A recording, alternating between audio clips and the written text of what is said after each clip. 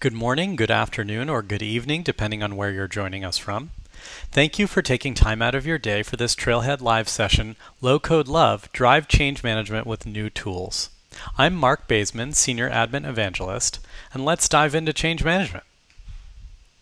Before we get started, I want to remind you that Salesforce is a publicly traded company, and to make all purchasing decisions based on currently available products and services. I'm excited to introduce our three presenters today, Liz Hellinga, Admin Evangelist, Keith Samuel, Product Marketing Senior Representative, and Nadina Lisbon, Systems Capability and Salesforce Architect. Liz and Keith will be walking us through change management tools and best practices, and Nadina is going to share an amazing hands-on workshop to show you how you can drive change management in uncertain times using low-code tools. Just a reminder that we are on social media, so please connect with us. You can follow us at Twitter, Salesforce Admins Know I, and connect with other awesome admins using the hashtag AwesomeAdmin. We're Salesforce admins on LinkedIn, YouTube, and Facebook. And don't forget about our terrific website, admin.salesforce.com. We know you'll have questions during the session. We want you to join the conversation in the Admin Trailhead Live group on the Trailblazer community. The fastest way to get there is to use the bit.ly URL shown here, and it is case sensitive. We'll answer your questions in the group after the webinar. If you're joining us live, you can also engage with us in the chat right below this session. We're here today to talk about some incredible low-code tools you can use to drive change management at your organization. In this session, we'll give you an overview of change management, show you some low-code tools to help you drive change fast. We'll demo two solutions you can dive into today, and we'll wrap up by sharing some resources to help you get hands-on. With that, I'm going to pass it over to Liz, Admin Evangelist, to talk about what is change management. Take it away, Liz. Thank you, Mark. I'm so excited to meet with you all today and share with you what change management is and how you can enable change in your org with low-code tools. So let's get started. Does this situation sound familiar? How many of you have been on a project that hasn't achieved everything in its original charter? Take the example of launching a new feature or a new tool at your organization. You probably have built the most perfect solution for your users, but that doesn't guarantee adoption. Lack of change management is a factor in a large number of projects that did not realize their full potential. Our goal is to leave today with empowering you to enable the people part of change. And we'll start that by defining change management. What is change management? We need a definition to work with for today. Change management is the set of tools, resources, processes, skills, and principles for managing the people side of change to achieve the required outcome of the project or initiative. This comes from ProSci, which is a leading change management organization.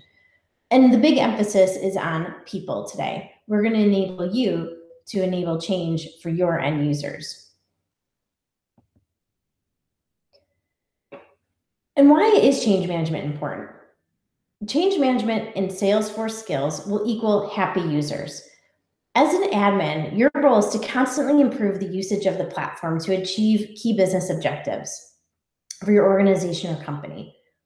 We spend a lot of time thinking through the technical changes that we have to make in order to achieve those outcomes, but we may not spend enough time applying change management techniques to it.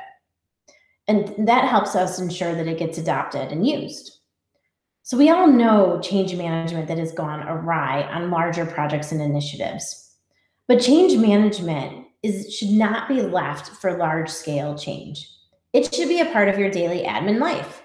How many of you have spent time reading the release notes, testing in the sandbox, and figuring out how the release will impact your org and your end users?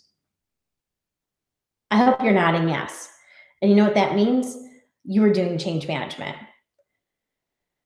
Some of us have also had the experience of an unanticipated angry end user because we made a change to maybe a pick list value or removed a field. So while change management with large projects is essential, change management with some of those small changes, like the one that the angry end user was upset about, is also important. It's best to consider employing change management principles throughout your daily admin life. And also, change management is a core leadership and strategic capability. So it will definitely level up your awesome admin skills. Awesome admins are change enablers. We've discussed the role of change management and its importance, and I want to lift up this idea of change management higher because it can sometimes have negative connotations. We're not trying to manage change as admins. We are trying to enable it. We're not attempting to control people through change, but we rather want to be the guides that get them through it. So the best admins are change enablers. And this is important because it allows you to drive the most impact. And as an admin, you are leading change.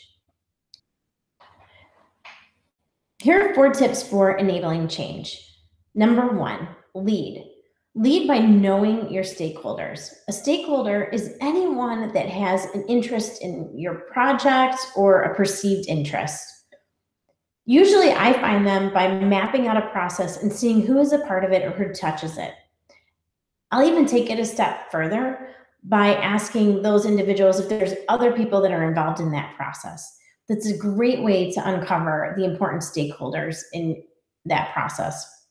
The other thing that I recommend for all admins is keep a list of stakeholders by object in Salesforce. So for example, some of the standard ones for opportunities would be, VP of sales, account executive, marketing, but there could be others. So make a list for each object. And most importantly, always do it when you're creating a custom object because you'll be thankful a year later when people want to make changes to it that you know who all the stakeholders are. The other way to get to know your stakeholders is something that we're now calling SABSA, Salesforce Administration by Zooming around. So hop on a Google Hangout or Zoom session with some of your end users to really understand how they're using the tool and start to document that and see what hurdles they're encountering or ways that you can make their lives a little bit easier. The second tip for enabling change is to communicate. Communication is one of the top soft skills that's in demand, and using it effectively within your org will be essential to helping your end users adapt change. And you have to approach it with a bit of empathy and also create a plan. One of the things that I always like to follow, what I call the 4 Ps, is 1, always communicate the purpose for the change, paint a picture of the expected outcome, have a plan for navigating from the current situation to the future, and then see what part the employee or end user can play in making the change successful. So the more that you bring them along the change journey, the more likely they are to adopt the change. Awesome admins are always creating dashboards and reports. Are you enabling change that you can track through key metrics or KPIs? You can even add some fun to it by giving chatter shout outs or rewards and prizes. Anytime you can add a little bit of fun or gamify it, make it competitive, it will definitely engage your end users. And the next one that we're going to talk about in more detail is how you can act on change and use powerful low-code tools that are available within Salesforce to help you be the awesome change enabler. Here are some tools that you can use to drive change. Last week, we covered login flows. We also have the Lightning Experience Welcome Mat, which will show when users first log into Lightning or when they switch from Classic to Lightning, and you can customize the resources there. Help text, often underutilized, is a great way to give your end users information that they need while they're editing in Salesforce. You can also customize the help menu by profile. But today we're going to talk about the low-code ways of using in-app guidance prompts, in-app walkthroughs, and notification builder. Let's explore in-app guidance and walkthroughs.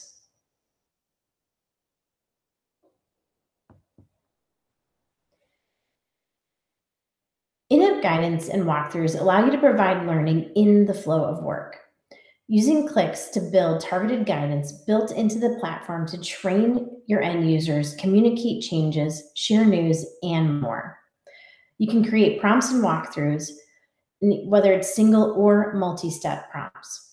And it allows you to even target users and set scheduling for when they appear. You can also track and report on engagement with reporting on guidance views and action completes. Let's go to the demo.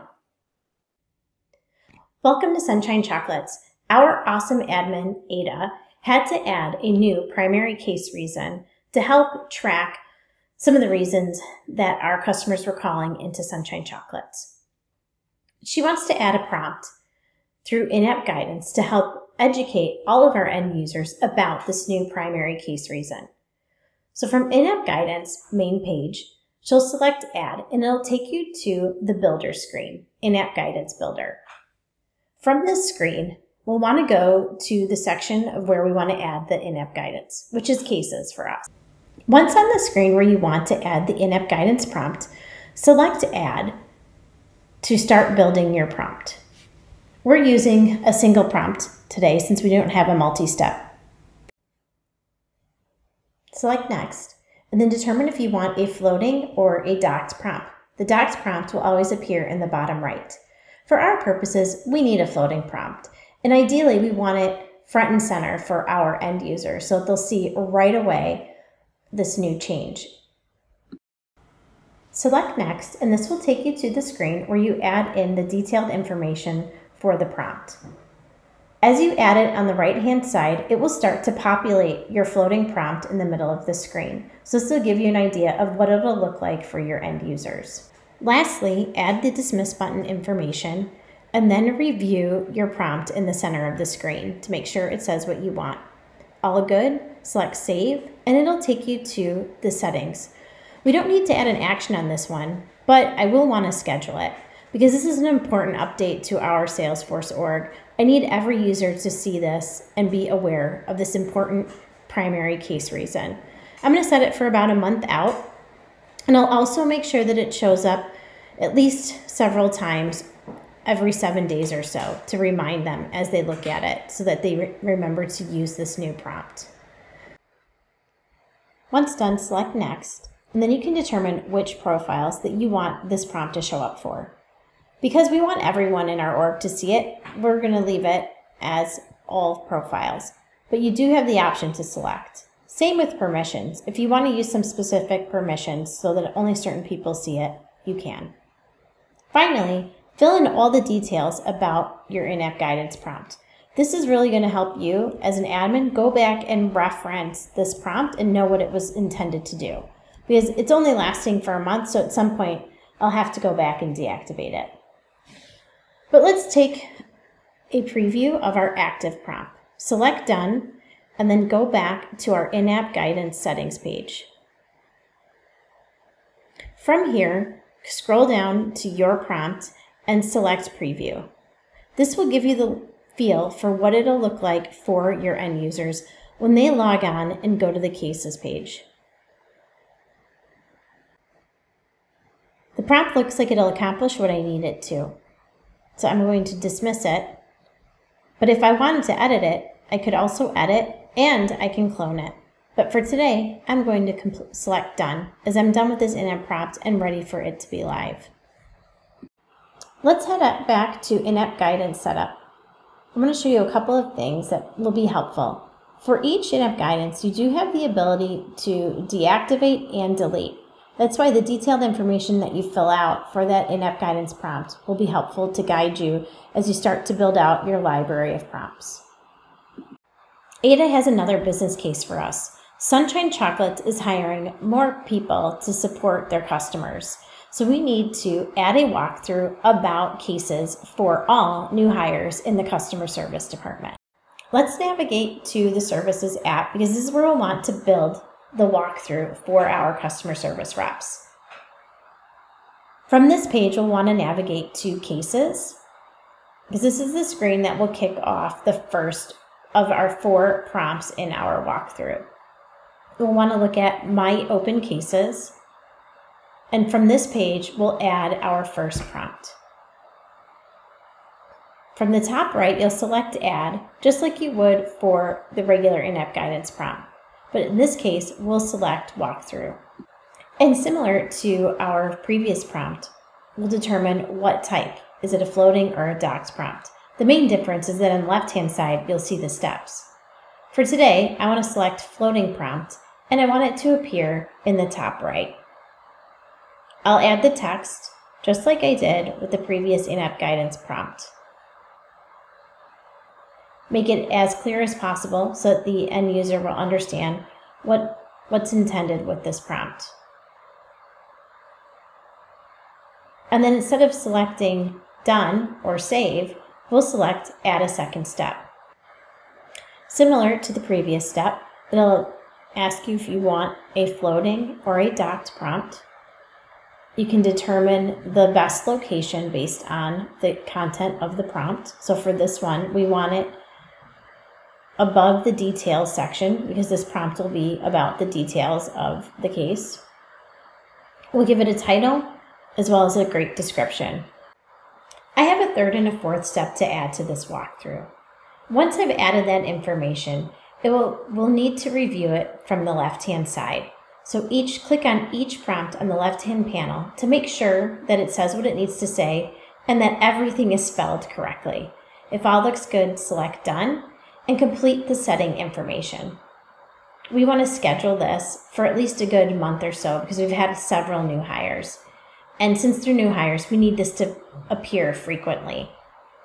But we're really focused on our service team members. So I want to make sure that the profiles that receive these prompts are in the service team. So I'll select both profiles, the service and the service manager, and select Next.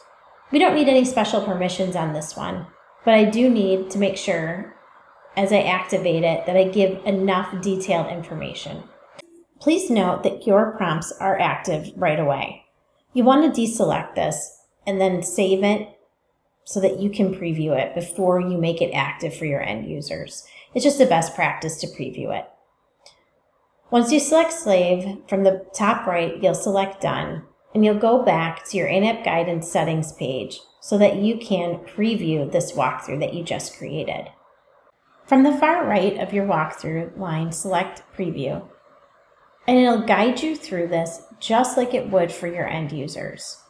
Make sure that you go through each prompt to ensure that it looks the way that you need it to, and also it's always good to double check for spelling once again. If all looks good, select Done and go back to the in-app guidance settings. And now you're ready to make it active for all of your end users. Today we created both a prompt and a walkthrough to guide our Sunshine Chocolates Salesforce users so they can focus on helping our customers. Great. We've created in-app guidance prompts and walkthroughs today to help you meet your end users where they need it with valuable information. There are helpful Salesforce Lab apps that you can download today from the App Exchange. There are dashboards available to help you measure engagement of your prompts and walkthroughs to see how effective they are. They also have pre-built prompts and walkthroughs to shorten the time it takes for you to start using them. Have you wondered who is behind Salesforce Labs apps and solutions? Let's meet Rebecca, the project manager of the in-app prompts pack, and hear what inspired this solution and her words of advice for awesome admins.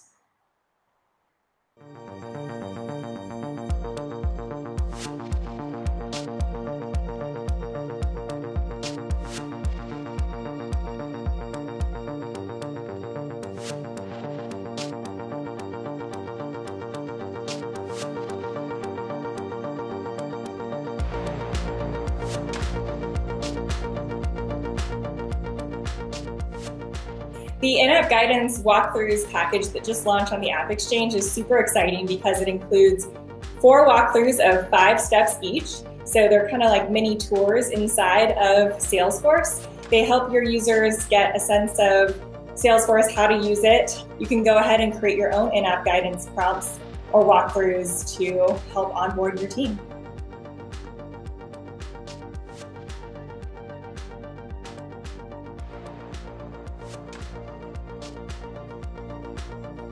I am partial to Blaze. She's one of our newest Salesforce characters, and she does represent the customer success team. I feel like she's very friendly and she's kind of always leading the way, which is exactly what customer success is all about.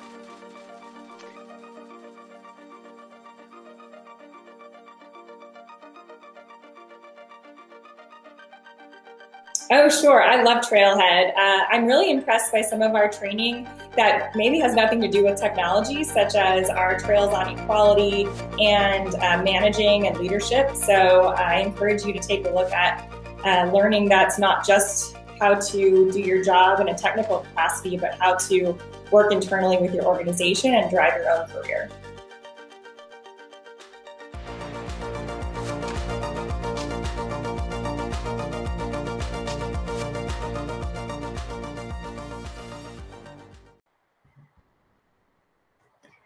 It's so great to hear from the people behind the solutions. Now that we've talked about ways that you can use in-app guidance, prompts, and walkthroughs to drive adoption and change management, let's hear from Keith Samuel and Nadina Lisbon, who are going to talk through Notification Builder and how you can use that feature to meet users where they are and drive change. Thanks, Liz. Hello, everyone. My name is Keith Samuel, and I'm on the platform product marketing team here at Salesforce. I'm super excited to be with you all today to talk to you about how you can use some of our low-code tools to drive effective change management. Tools like Notification Builder. This point-and-click tool has really come a long way. In summer 20, we released a platform capability which allows you to fetch notifications via API, or you can get them via mobile push to your MSDK powered app. So now any Salesforce powered app can take advantage of custom push notifications in addition to the Salesforce mobile app. Today, you're going to be hearing from a Lightning Champion. The Lightning Champions are a community of trailblazers made up of Salesforce admins and developers who have a great deal of experience working in Lightning. They have volunteered themselves to serve as resources in the community so others can have success with Lightning as well. By going to the URL here, sfdc.co/LC, you can see our Lightning Champions page. This is essentially a Lightning Champions directory. Every champion has a card that features their info listed here. It's a place where others in Ohana can go to find champions and connect with them directly via the Trailblazer community. I'm excited to introduce one of the Lightning Champions' very own, Nadina Lisbon. Nadina is based out of Austin, Texas, and is one of the original Lightning Champions. So you can say she's an OGLC. Nadina is the winner of our Build Your Own workshop contest and is going to be showcasing her workshop with you all today. You can get in touch with Nadina on Twitter or LinkedIn or connect with her in the Trailblazer community. So without further ado, allow me to welcome Nadina Lisbon. Thank you, Keith. So Nadina, super excited to have you on the call today. To get us started, what made you decide to join the Lightning Champion program? Super excited to be here. One of the things when I was first looking at the Lightning program was I love new technology, and being able to be a part of the initial cohort of Lightning Champions where we get to test the latest and greatest features and also educate other members of the community and other companies about how great it is to be in Lightning is what got me super excited about this program.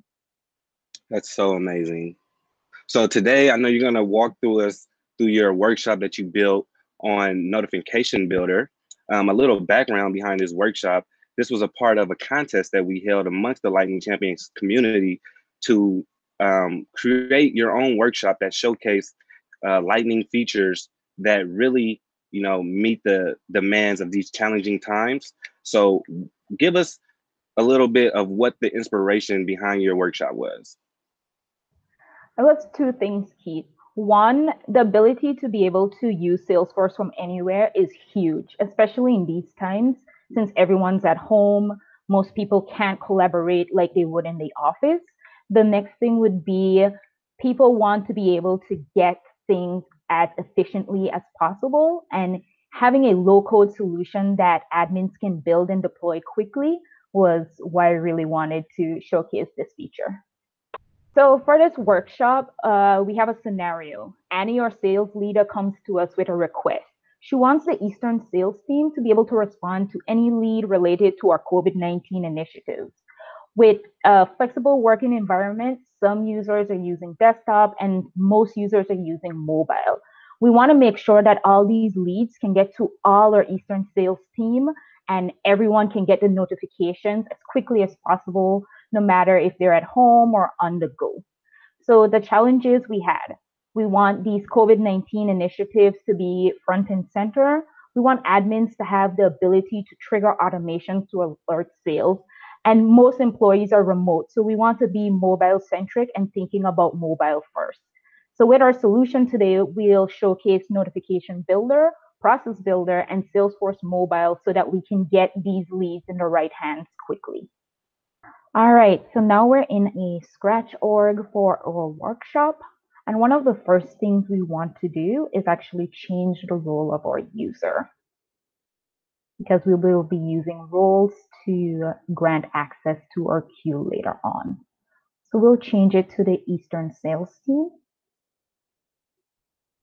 And we now need to go and check and make sure that our org has the product interest field on it. If you're not using a Scratch org, you may need to create this field, but in our Scratch org, it should already be available. I'm gonna also check that our COVID-19 value is in there. Perfect. And now we're gonna move on to our mobile settings. So first, we'll check the Salesforce notifications. So we're gonna switch to home. We're gonna go to notifications. And we wanna make sure that enable in-app notifications and enable push notifications are turned on. They're already turned on in this Scratch org. Next, we want to go to our custom notifications.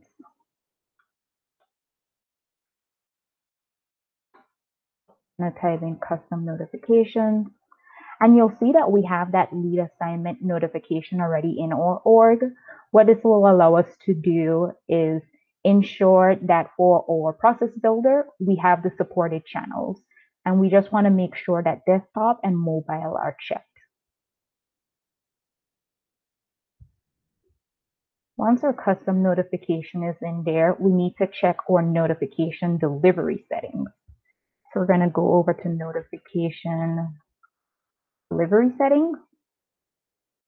We're going to scroll to the bottom, and under lead assignment, you will see that we have two availabilities for Android and iOS. We want to make sure both are on, so no matter what type of phone our users are using, they will be able to get the notifications on both. Wonderful. So now we need to set up our queue. Let's go ahead and just type queue in under users. And we'll create that new queue. And we'll call it Eastern Sales, since the Eastern Sales team will be the one utilizing it. And we'll just accept the queue name. We'll leave queue email and send email to members blank. For available objects, we'll add our lead. And we'll scroll down to our queue members. We'll grant access using roles. So we're going to add the Eastern sales team. And for now, we'll also add our director as well. Okay, everything looks good, and we'll hit save. Now it's time to get into our process builder. So we'll go over to process builder.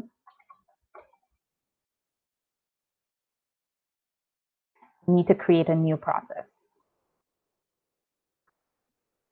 We're going to call this process builder lead notification. We'll accept that API name, and then we'll add a description. Let's add notify mobile sales team. And we'll have it when a record changes. And we'll hit save. Now to add our object. We will add lead. Make sure lead is selected, and then have it when a record is created or edited, and hit save. Now it's time to add our criteria. We're going to call it COVID-19 leads. And we'll have it when our product interest field equals to COVID-19. Now let's hit save. Our first action, we'll set this lead into a queue. So we want to update the record. And we're going to call this assign lead. We want to start with the record that started this process. And we don't need a criteria here. We just want to update our owner.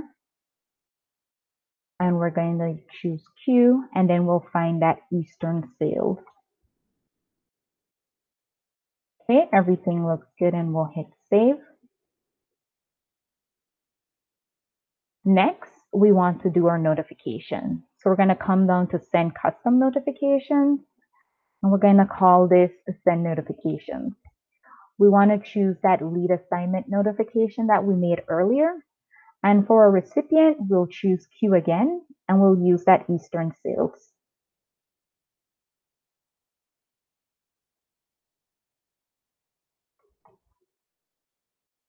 Now let's fill out the title. Let's go with hello team. And for the body, we will do a new high priority lead has been created. Okay, everything looks good. And we'll hit save. All right, once we see that our process is good, we're going to go ahead and activate it.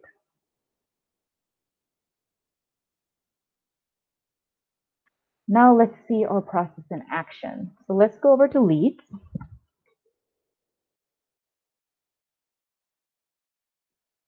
And we're going to create a new lead. And we will call this lead Betty Blair. And Betty works at the American Bank Corp company. And let's add an email address for Betty so that she can be contacted by our sales team. And we want to make sure that our product interest field has COVID-19 selected. Once that's good, then we can hit save.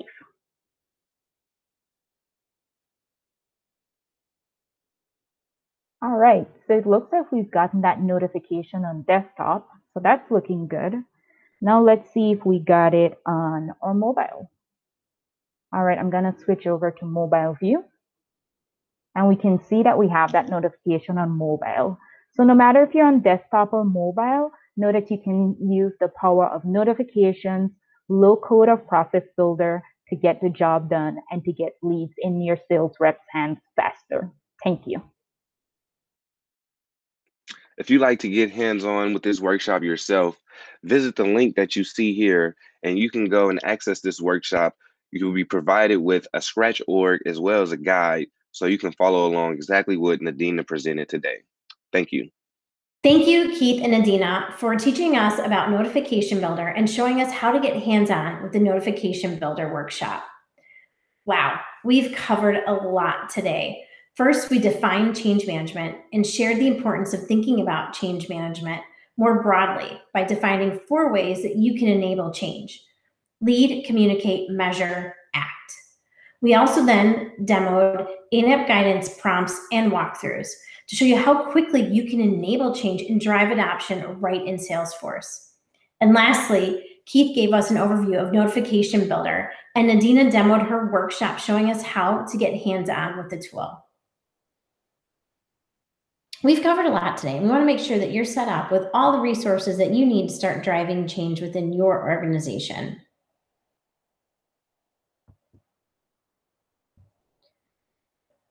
If you like what you heard today and you want to keep learning, complete the low-code love change management trail mix. Not only does the trail mix have all the amazing resources we mentioned today to help you fall in low-code love, it has additional resources to help you learn more about the power of change management. You'll find the session resources, survey, slides, and the recording here in the trail mix. And as a bonus, Complete this trail mix to earn a community badge and enter to win one of 30 $50 US gift certificates for the Trailhead store before September 14th. You can continue to fall in low-code love with us next week as we focus on security. You'll learn security best practices to help you maintain a secure org both inside and out. Make sure to check out the content as we explore all 3 core topics of low-code love: automation, change management, and security. And if you missed last week's session on automation, make sure to check that out. You'll find the link in the recording in the trail mix on our Fall in Low Code Love page here.